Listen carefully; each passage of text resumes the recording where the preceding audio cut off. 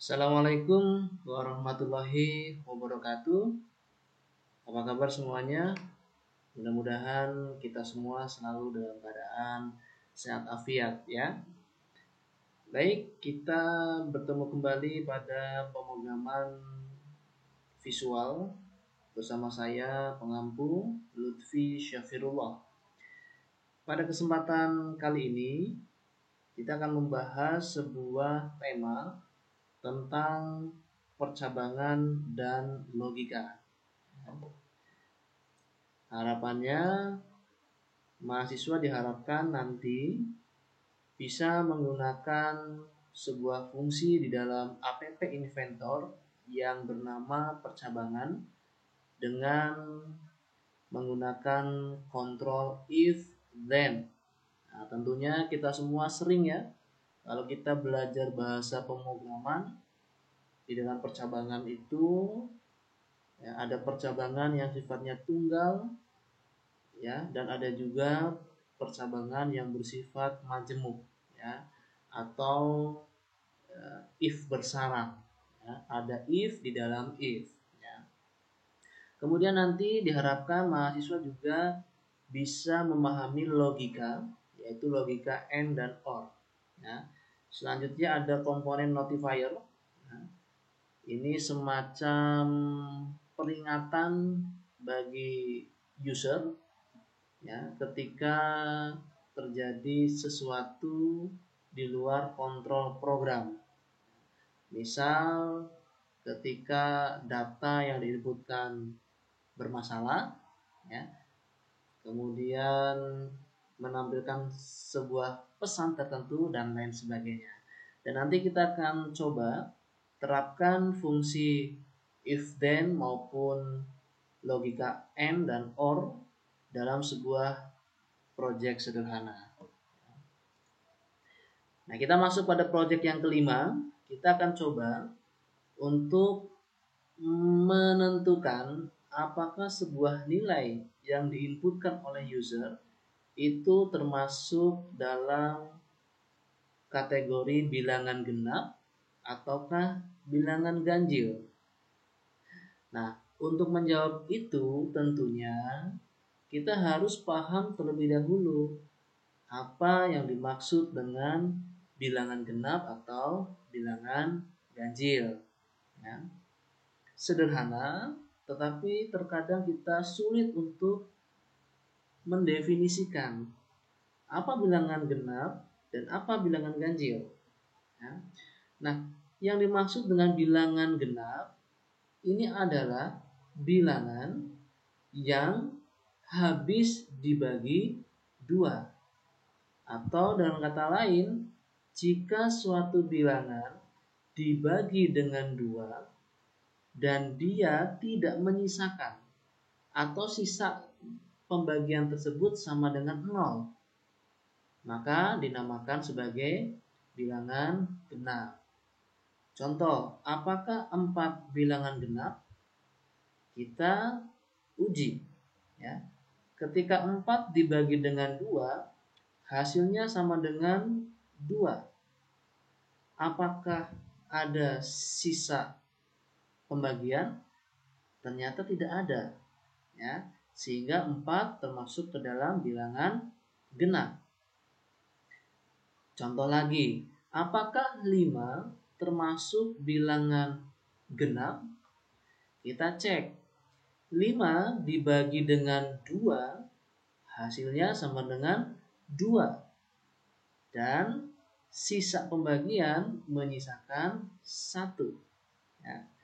Jika bilangan dibagi dengan 2 ya, menghasilkan sisa bagi selain 0, maka itu termasuk ke dalam bilangan ganjil ya. Nah, nanti ketika suatu bilangan kita inputkan, lalu kita tekan tombol cek ya, maka di sini akan ditampilkan apakah bilangan tersebut bilangan genap ataukah bilangan ganjil ya. Mari kita coba tuangkan dalam program ya. yaitu program atau project yang kelima tentang pengecekan bilangan genap atau bilangan ganjil ya. Kita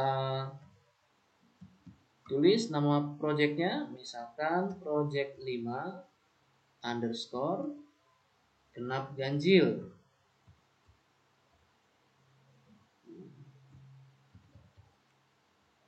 Lalu oke. Ya. Nah, lalu kita akan coba untuk mendesain. Nah, di sini kita lihat sekali lagi. Ya. Di sini nama screennya adalah genap dan ganjil, yaitu untuk melakukan pengecekan ganjil atau genap.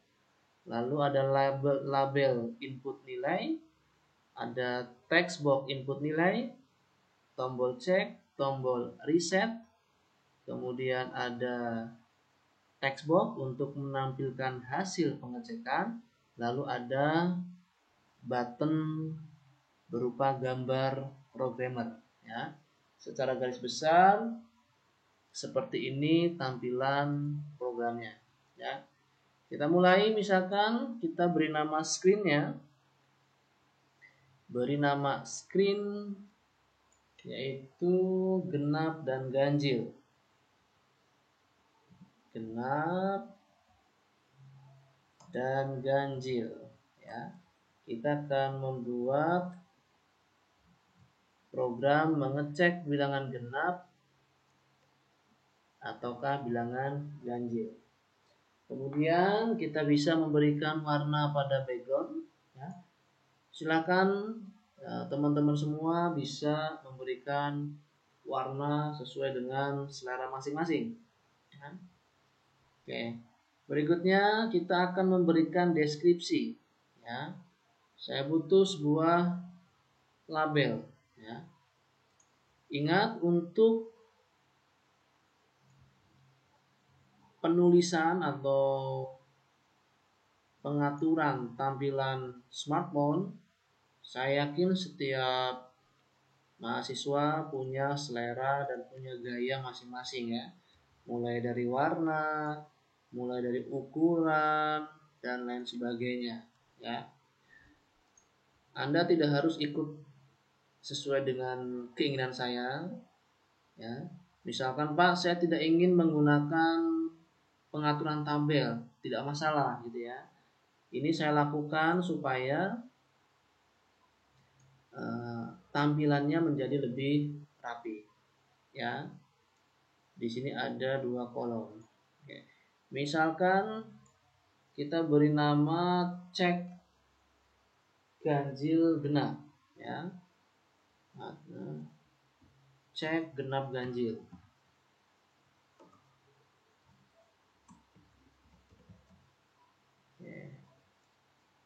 Nah, di sini kita cek, ternyata 2 kolom ya. 2 kolom nggak masalah. 2 kolom misalkan ini. Nah, seperti ini. Kemudian kalau sudah, kita akan memerlukan label untuk input nilai, kemudian text box input nilai ya. Seperti biasa ya, fungsinya tabel di sini adalah memudahkan kita dalam melakukan pengelolaan terhadap komponen yang kita butuhkan. Nah, di sini misalkan saya butuh label. Label, misalkan nama labelnya itu adalah input nilai.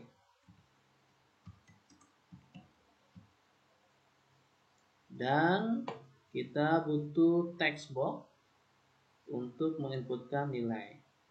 Ya. Nah, di sini. Seperti ini. Kemudian kita ingin tampilannya rapi. Coba kita buat, misalkan tampilan textbook ini kurang lebih lurus dengan huruf L ya pada tulisan ganjil. Maka input nilai ini harus kita atur lebarnya. Kalau misalkan 25, oke, masih kurang. Misalkan 30. Nah, dan seterusnya ya. Silahkan sesuai dengan selera. Ya. Ini barisnya cukup satu. Nah, kemudian selanjutnya kita butuh tombol cek dan tombol reset. Ya. Tapi ingat, setiap komponen yang akan dipanggil di dalam penyusunan blok ya harus dikenali sehingga diberikan nama yang tepat ya. Nah, di sini ada teks input nilai. Oke. Lalu kita berikan sebuah tabel baru yang akan diisi dengan dua buah button, yaitu check dan reset. Ya. Silakan diatur.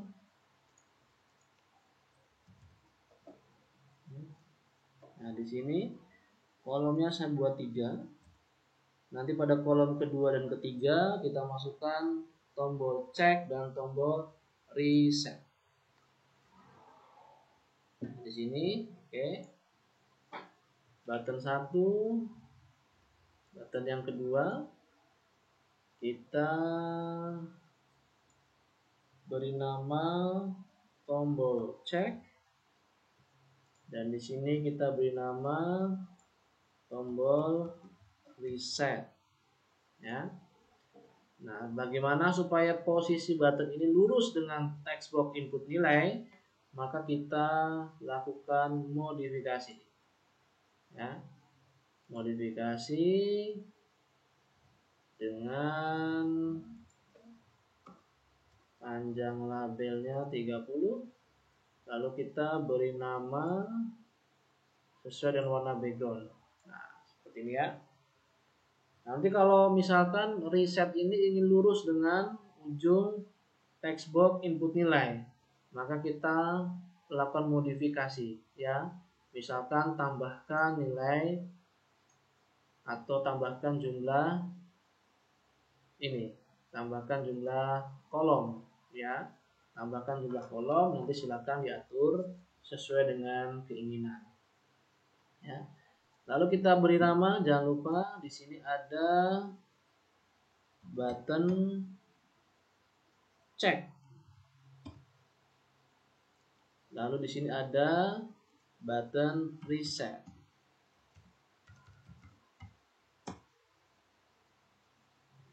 Oke. Nah, silakan misalkan tombolnya akan kita beri nama, boleh ya, sesuai dengan selera masing-masing. Nah, selanjutnya kita akan memberikan sebuah text box ya untuk menampilkan hasilnya, apakah lulus atau tidak lulus ya, apakah lulus atau tidak lulus. Maaf, apakah termasuk bilangan genap atau bilangan ganjil? Maaf ya, ternyata sudah mulai ngantuk. Ya, ini adalah program mengecek bilangan genap atau ganjil sehingga nanti hasilnya akan ditampilkan apakah termasuk bilangan genap atau bilangan ganjil. Ya.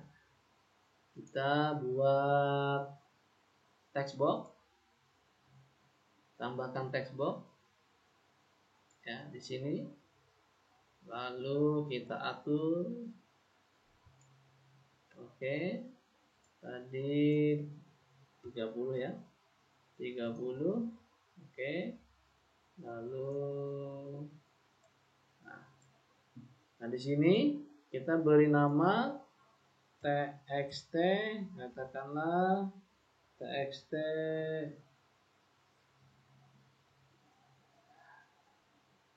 hasil ya. Txt hasil. Oke. Nah, seperti ini. Dan selanjutnya kita akan tambahkan sebuah button berisi foto programmer atau si pembuat program, ya. Seperti ini. Kita atur letak tabelnya. Lalu kita tambahkan button. Oke, di sini misalkan. Lalu kita atur oke supaya rapi. Kemudian kita beri nama, beri warna, kita samarkan. Di sini buttonnya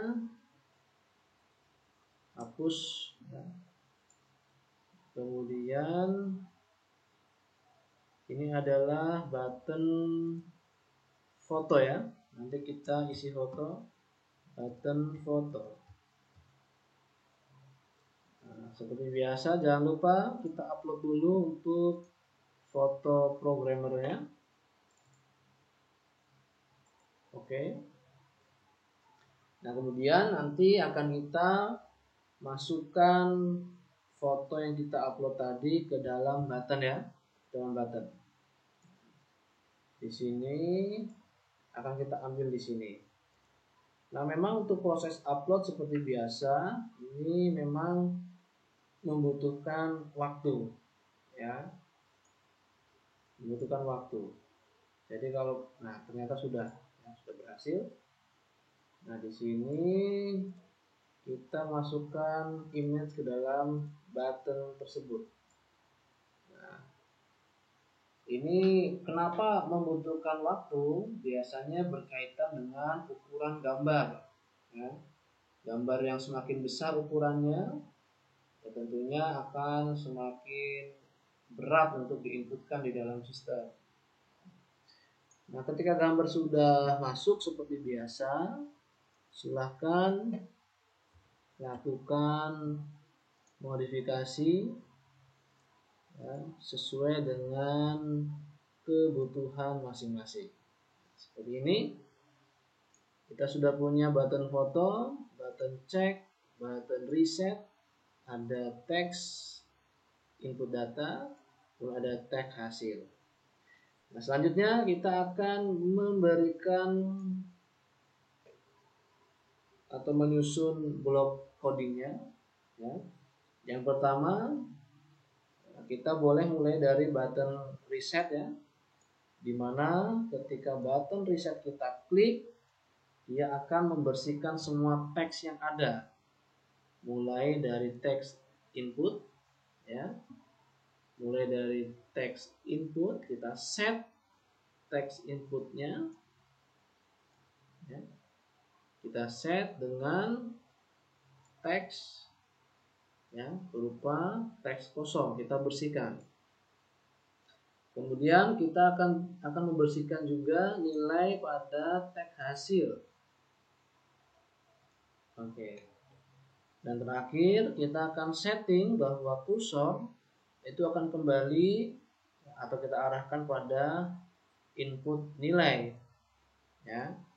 Nah, di sini kita panggil request focus atau kursornya kita tempatkan pada teks input nilai. Nah, kemudian kita akan berikan fungsi pada button check, ya. Fungsi pada button check. Ketika tombol check kita klik, maka kita akan melakukan pengecekan kondisi, ya. Nah, pengecekan kondisi ini bisa dilakukan dengan menggunakan sebuah fungsi percabangan, ya, yang menyatakan jika nilai yang diinputkan ketika dibagi dengan 2 hasilnya menghasilkan sisa 0, maka kita set txt hasil ini dengan bilangan genap. Ya, jika, dan di sini ada banyak opsi ya, ada beberapa opsi. Saya mulai dari genap misalkan. Jika ya di dalam teks input nilai ini ketika dilakukan operasi pembagian dengan 2 dan menghasilkan sisa 0, maka kita set txt hasil di sini dengan bilangan genap. Else berarti yang dihasilkan itu tidak menghasilkan sisa 0 alias memiliki sisa. Maka kita set txt hasil ini dengan bilangan ganjil. Nah, logikanya kira-kira seperti itu. Ya. Berarti kita lakukan, nah, di sini ada fungsi kontrol ya. If. Nah, jika nah di sini ada sebuah operasi ya. Ada sebuah operasi nah, di sini kita menggunakan operasi logika. Jika di sini ada dua buah puzzle yang kosong.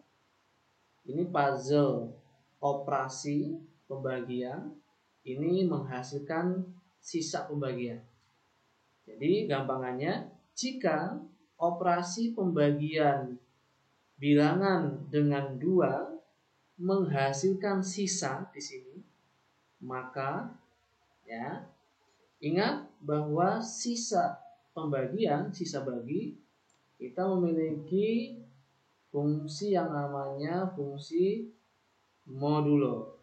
Ini ya.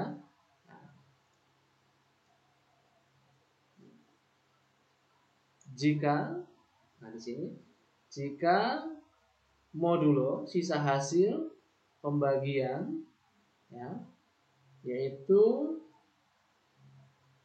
apa yang dibagi, yaitu nilai yang berada pada txt nilai ya, txt nilai. Ya, kita cek di sini. Nah, txt input nilai. Nah, txt input nilai.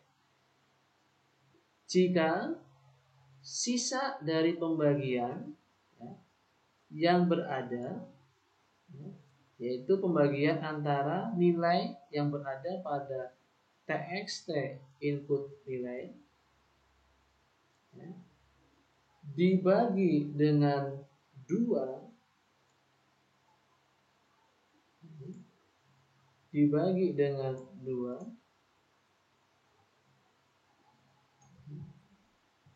kemudian menghasilkan nilai ya, menghasilkan nilai 0, then maka ya, maka kita akan setting yaitu txt hasil ya. Txt hasil, kita cari txt hasil di sini. Kita akan set txt hasil ya, yaitu dengan sebuah teks ya, dengan sebuah teks yaitu sebuah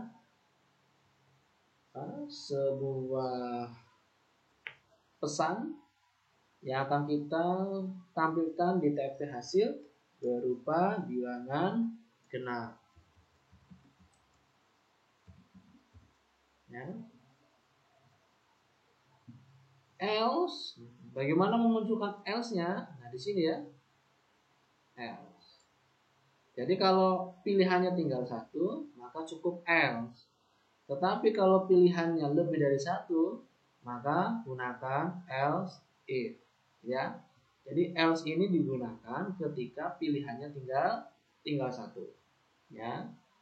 Tapi kalau pilihannya lebih dari satu, maka dipastikan ada if di dalam if, atau kita kenal dengan senarai if atau if majemuk, ya, seperti itu. Maka ini bisa kita duplikat, ya, yaitu dengan pesan bilangan ganjil.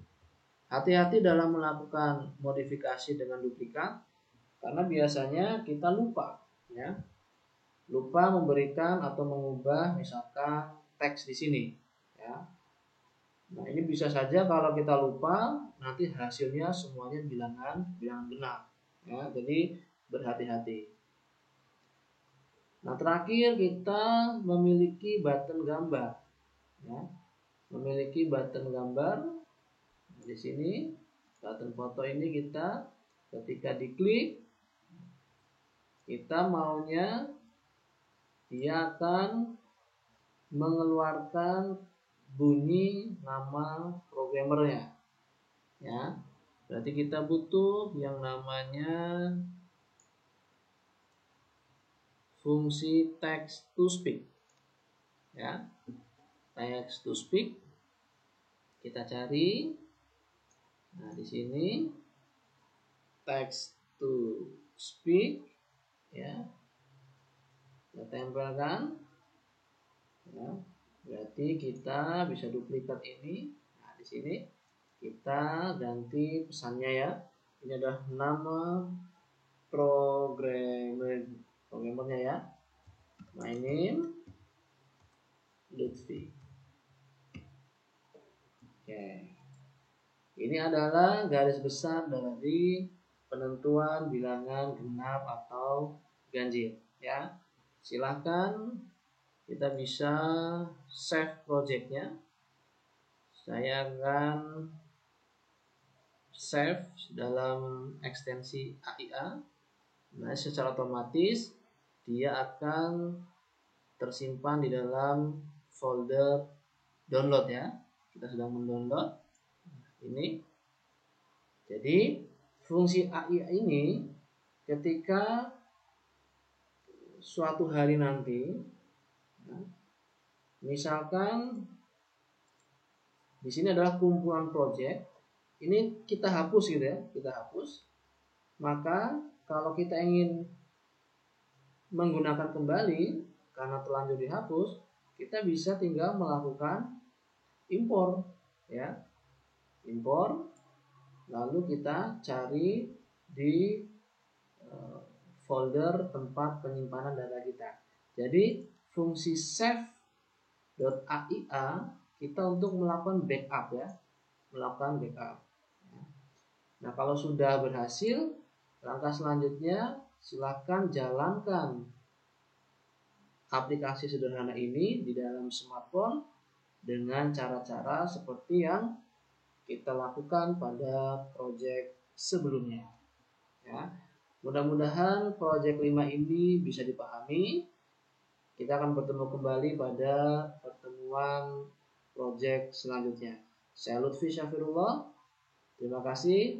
Wassalamualaikum warahmatullahi wabarakatuh.